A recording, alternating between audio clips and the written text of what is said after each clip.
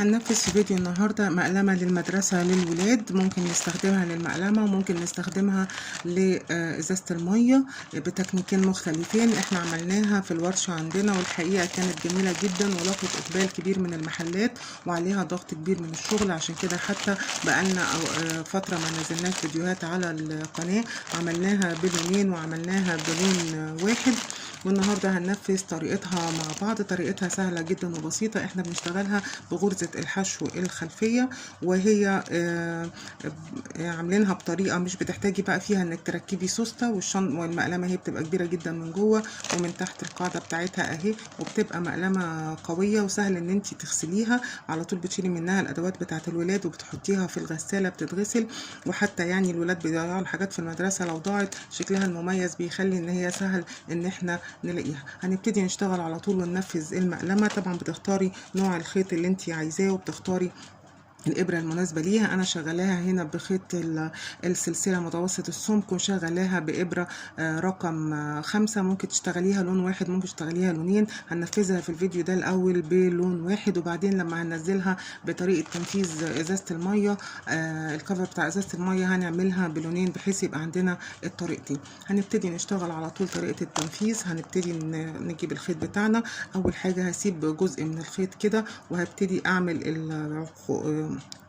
عقدة البداية وهدخل فيها الإبرة. أنا عايزة أعمل دايرة سحرية. طبعا أنت ممكن تنفذي الدايرة السحرية ليها أكتر من طريقة، أنا دايما في الفيديوهات بنفذها بطريقة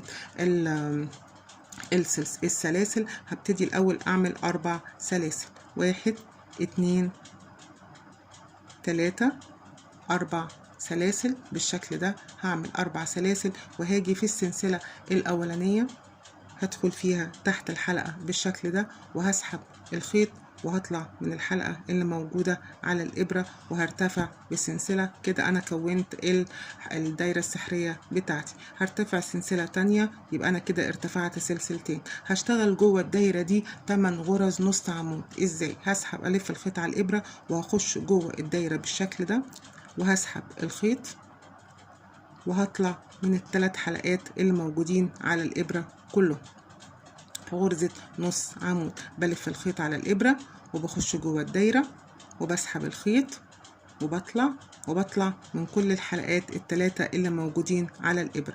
بلف الخيط على الإبرة وبخش جوه الدايرة وبسحب الخيط وبطلع من كل الحلقات الموجودين على الإبرة. وأنا واخدة خيط البداية معايا بشتغل، ببقى لفاه كده على الدايرة وبشتغل عليه. بلف الخيط على الإبرة وبدخل جوه الدايرة وبسحب الخيط وبطلع من ال3 حلقات الموجودين على الإبرة. اشتغلنا 1 2 3 4. طبعا الغرزتين البداية اللي أنا اشتغلت بيهم ما بعتبرهمش معايا من السلاسل.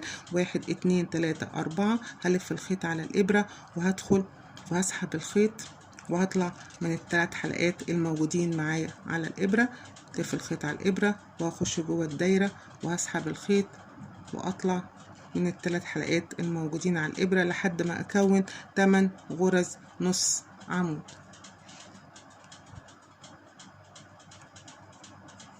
هنا 1 2 3 4 5 6 7.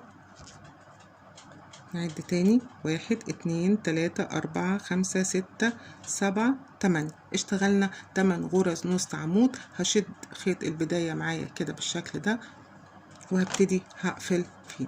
هقفل في اول غرزة نص عمود اشتغلت فيها، مش في السلسلتين الارتفاع ملناش دعوة بيهم. هخش في اول غرزة نص عمود انا اشتغلتها، هخش تحت الحلقتين بالشكل ده واخدة معايا برضو خيط البداية وهسحب الخيط وهطلع من تحت الحلقتين وهطلع من الحلقة اللي على الإبرة بمنزلقة. أبقى كده قفلت الدايرة بتاعتي بالشكل ده. هرتفع سلسلة واحدة وهبتدي هشتغل في كل غرزة أنا اشتغلتها هشتغل فيها 2 غرزة حشو عادية. أول غرزة أنا طالعة منها دي بشتغل فيها، دي تعتبر أول غرزة. هخش فيها تحت الحلقتين بالشكل ده أهو، وهسحب الخيط وهطلع أعمل غرزة حشو. هخش فيها تحت الحلقتين هي تاني وهسحب الخيط وهطلع هعمل غرزة حشو. يبقى كل غرزة نص عمود انا اشتغلتها هشتغل فيها 2 غرزة حشو. السطر ده كله بالشكل ده، يعني هيبقى معانا 16 غرزة حشو. هخش تحت كده سلسلة الحلقتين وهسحب الخيط وهعمل غرزة حشو، هخش تحت الحلقتين وهسحب الخيط وهعمل غرزة حشو، وهفضل شغالة السطر كله في كل غرزة نص عمود غرزتين حشو. كملت السطر التاني كله، بقى معايا 16 غرزة حشو. الغرزة دي ما بشتغلش فيها ولا دي، هما اللي انا برتفع فيهم. باجي عند اول غرزة انا ابتديت فيها بخش فيها تحت الحلقتين، وانا برضو واخدة معايا غرزة البداية، وانا متعمدة ان انا اطوله عشان اخلي القاعدة بتاعتي قوية ابقى مدعماه بيه. وبقفل بغرزة منزلقة، بطلع من الحلقات اللي على الابرة كلها وبشد الخيط كده وهرتفع تاني سلسلة. القاعدة بتاعتي عبارة عن 3 سطور. احنا كده اشتغلنا السطر الاولاني 8 غرز نص عمود، السطر التاني في كل غرزة نص عمود 2 غرزة حشو، بقى معايا 16 غرزة حشو. هشتغل السطر التالت التزايد بتاعه هيبقى غرزة فيها غرزة حشو، والغرزة التانية فيها 2 غرزة حشو، غرزة فيها غرزة حشو، والغرزة التانية غرزة 2 غرزة حشو. نفس الغرزة اللي انا طالعة منها اهي، هي دي برضو اللي انا بخش فيها من تحتها كده، وبسحب الخيط وبعمل في اول واحدة اول غرزة حشو. الغرزة التانية بخش فيها تحت الحلقتين وبسحب الخيط وبعمل ادي غرزة حشو، وفيها برضو نفس الغرزة هعمل تاني غرزة حشو. يبقى التزايد السطر ده كله غرزة فيها واحدة غرزة حشو، والغرزة التانية هيكون فيها 2 غرزة حشو. وهفضل ماشية السطر كله كده لحد ما هيبقى معايا في النهاية 24 غرزة حشو في السطر التالت، وهي دي القاعدة بتاعتي 24 غرزة. هما بشتغلها 3 سطور فقط. الغرزة التانية اهي هيبقى فيها 2 غرزة حشو، وده خيط البداية برضو انا واخداه معايا، ده بيخلي القاعدة بتاعت المقلمة بتبقى قوية مش ضعيفة. هو الخيط قوي لكن بندعمه اكتر. وهفضل شغالة السطر كده كله لحد ما نوصل للباقي.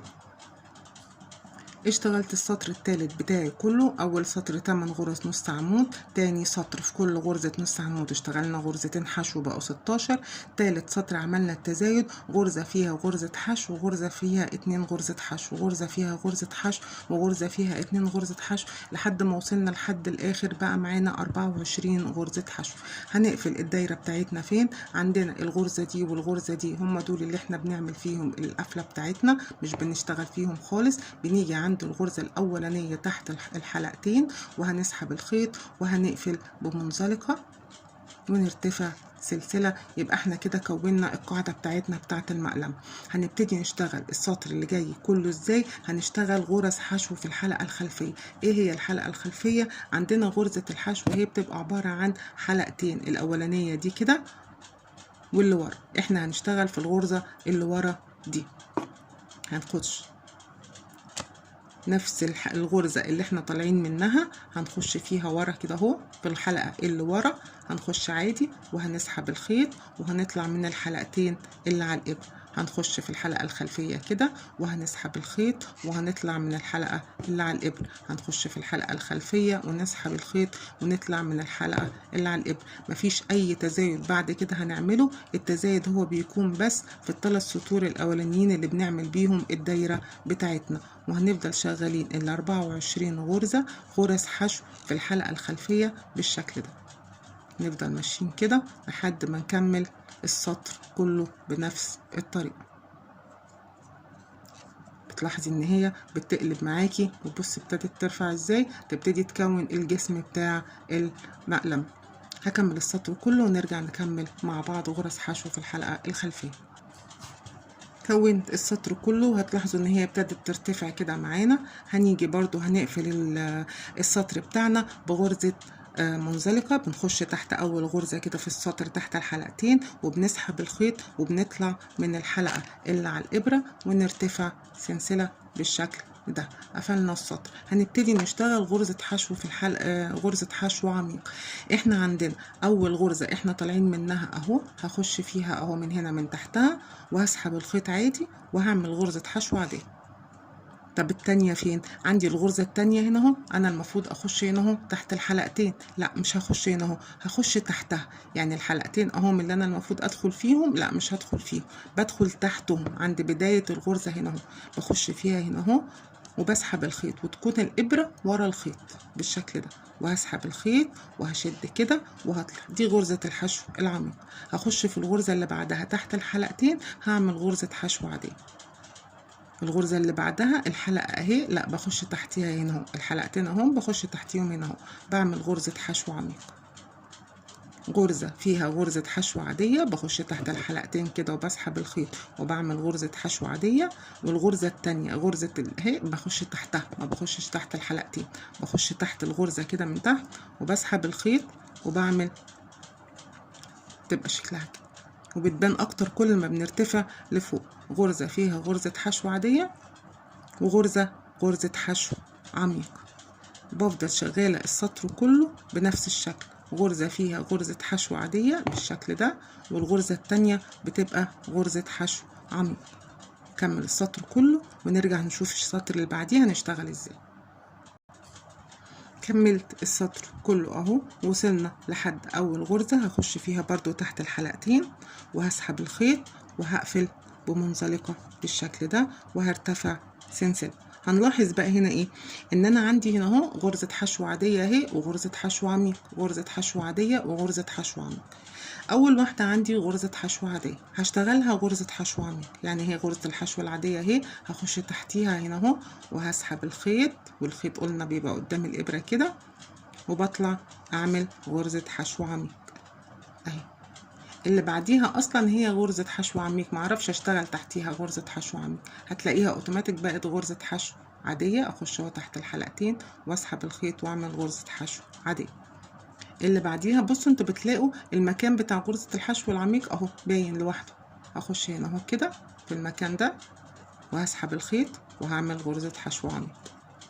اللي بعديها غرزة حشو عادية، بتلاقوا مكانها ظاهر بعد كده بقى لوحده اهو، بقى ظاهر المكان بتاعها لوحده اهو. اللي بعديها غرزة حشو العميق عاملة زي الفي، هخش هنا كده وهسحب الخيط وهعمل غرزة حشو وعميق، وهفضل شغالة بنفس الطريقة لحد ما ارتفع. بنرتفع حوالي من 20 ل 23 سطر، ده بيتوقف على نوع الخيط وسماكة الخيط اللي انت شغالة بالارتفاع. فانت بتقيسي برضو وانت شغالة كده بأقلام الولاد بمساطرهم لحد ما تشوفي المقاس اللي مناسب بالنسبة لك. انا اختلف معايا لما اشتغلنا بخيط السلسلة عن لما اشتغلنا بخيط المكرمية الرفيع او اشتغلنا بخيط المكرمية التخين، عدد الاسطر بتختلف طبقا لسماكة الخيط اللي انت بتشتغليه. فانت طبعا وانت شغالة ممكن تقيسي على المسطرة بتاعت الولاد او ممكن تقيسي على الاقلام بتاعتهم، وبنفضل شغالين بالشكل ده. بصوا بقت عاملة الجسم بتاعها عامل ازاي اهي، من جوه اهي اتكونت، وادي القاعدة بتاعتها. بصوا واقفة كده، ونفضل شغالين لحد ما نوصل للارتفاع اللي احنا عايزينه. هكمل مجموعة سطور لحد ما نوصل للارتفاع واقول لكم هنكمل بعد كده ازاي. انا كده اشتغلت اهو جسم المقلمة لحد ما وصلنا لعدد ارتفاع سطور على حسب نوع الخيط. وبصوا من جوه بتبقى كبيرة كده، والقاعدة بتاعتها اهي، وممكن حتى تبقى واقفة بالشكل ده. احنا وصلنا اهو لحد الارتفاع اللي احنا عايزينه، ولو اعتبرنا ان ده القلم بتاع الولاد بصوا المسافة معقولة، لان لسه هنشتغل القفلة بتاعت المقلم. وصلنا اهو لحد اخر غرزة، هقفل السطر، بخش تحت الحلقتين وبسحب الخيط وبطلع بغرزة منزلقة وبرتفع بسلسلة. هشتغل بعد كده 4 سطور عبارة عن غرزة حشو في الحلقة الخلفية، ما فيهاش غرزة حشو عميق خالص. ازاي؟ ادي الغرزة اللي انا طالعة منها اهو بالسلسلة، هخش فيها هي في الحلقة الخلفية بتاعتها. الغرزة قلنا بيبقى ليها حلقتين، هخش في الحلقة الخلفية وهسحب الخيط وهعمل غرزة حشو. اخش في الحلقة الخلفية وهسحب الخيط وهعمل غرزة حشو. هفضل شغالة كده 4 سطور لحد ما اوصل السطر الاولاني، اقفل بمنزلقة وارتفع سلسلة واكمل السطر اللي بعديه برضو غرزة حشو في الحلقة الخلفية لحد ما هكون 4 سطور عبارة عن غرزة حشو في الحلقة الخلفية بالشكل ده. اخش في الحلقة الخلفية اهو وبسحب الخيط وبعمل غرزة حشو بالشكل ده. هكمل 4 سطور ونرجع نقفل المقلمة مع بعض.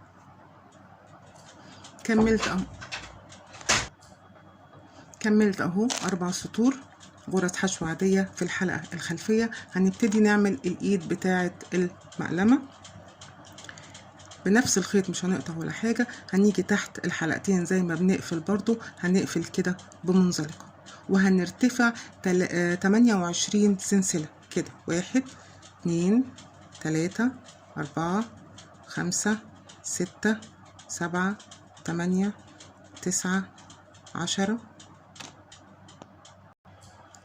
ارتفعنا 28 سلسلة بالشكل ده. بعد ما قفلنا ارتفعنا 28 سلسلة اهم مظبوطين بالشكل ده. هعمل ايه بقى؟ هاجي هنا اهو هقسمها كده بالشكل ده. الناحية التانية هاجي الناحية التانية كده، وهجيب الابرة لسه فيها اهو الخيط بتاعها. انا قسمت كده اهو، هاجي هدخل بس عايزة تشوفوا، هدخل هنا اهو كده عادي تحت حلقتين، وهسحب الخيط اهو بالشكل ده كده، وهعمل غرزة حشو اهو.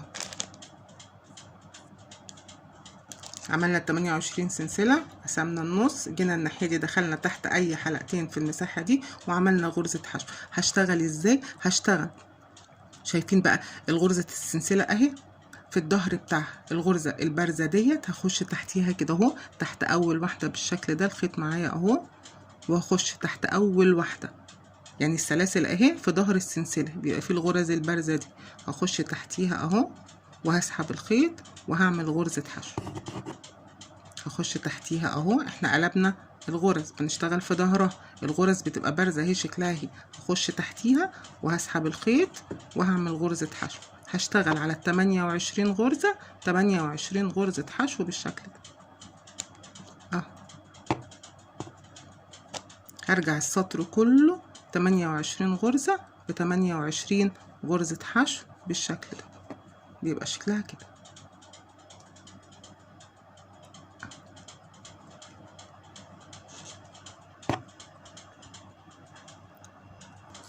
اشتغلت 28 غرزة، رجعنا تاني للمكان الاولاني. الغرزة اللي انا طالعة منها دي لا، بخش في الغرزة اللي بعديها وبعمل غرزة منزلقة. تبقى الايد بتاعتي اهي كملت، وهلف على الشنطة كلها من فوق كده على المقلمة كلها بغرز منزلقة. واهي بعد ما لفيت عليها كلها بغرزة منزلقة ودككت فيها قطعة من الخيط عشان تبقى هي القفلة بتاعتها، وده بيبقى شكل المقلمة بتاعتنا. تبقى حلوة وجميلة تعجب الاولاد. ممكن نعملها بلون واحد بمجموعة الوان، وده كان التطبيق العملي للمقلمة بتاعتنا بأشكال كتيرة. وإن شاء الله هنعمل فيديو تاني لما تكون بلونين هننفذها بطريقة عمل الحافظة بتاعت ازازة المية. وده كان فيديو المقلمة بتاع الولاد. اشتغلوا واتبسطوا واتبسطوا بشغلكم. لو في اي كومنت سيبوها لي في صندوق في التعليقات وانا هرد عليها.